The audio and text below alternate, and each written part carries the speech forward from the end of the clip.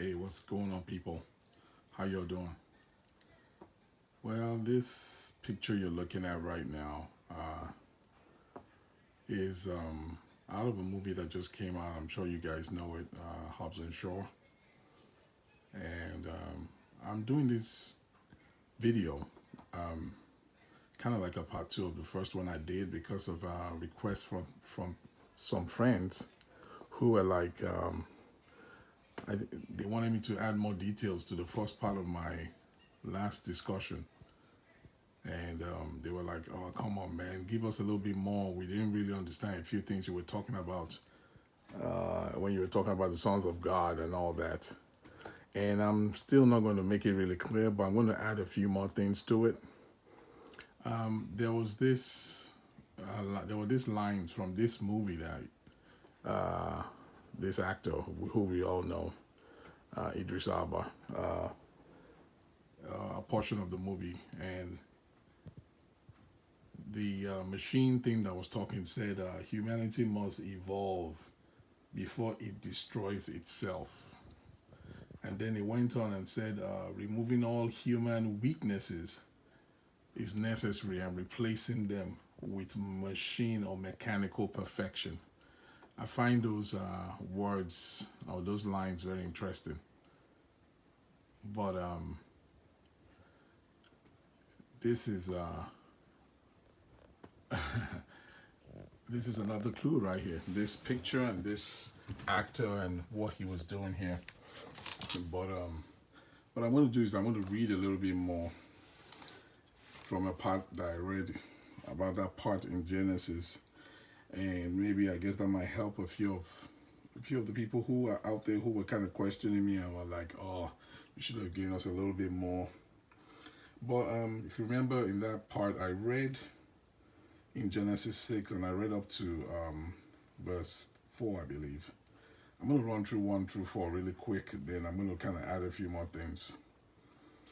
Okay, so it says in verse 1 there, then the people began to multiply on the earth, and daughters were born to them.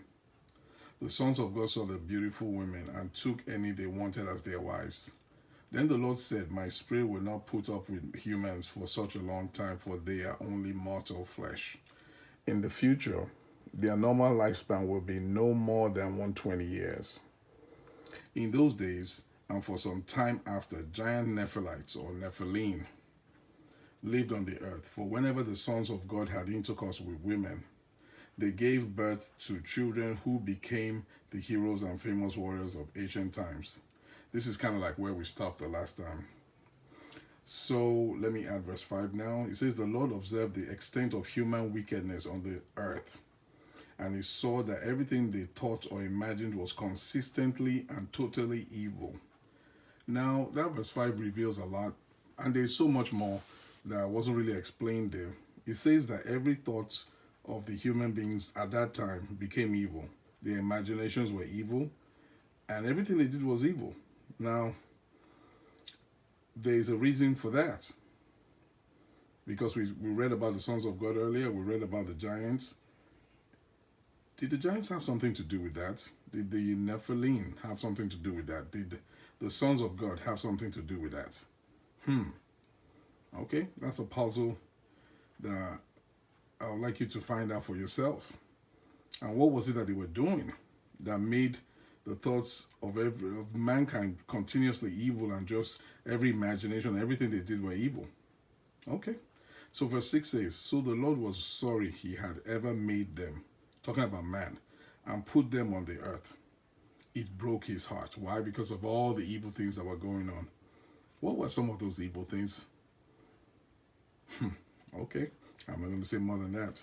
Verse 7, it says, and the Lord said, I will wipe this human race I have created from the face of the earth. Yes, and I will destroy every living thing, all the people, the large animals, the small animals that scurry along the ground, and even the birds of the sky. I am sorry I ever made them. But Noah found favor with the Lord. So this was during Noah's time when all this stuff was going on. And that's why, like something we read earlier about how Christ said his coming back was going to be like the days of Noah. So we see here God saying he was going to destroy everything but Noah had found favor in his sight.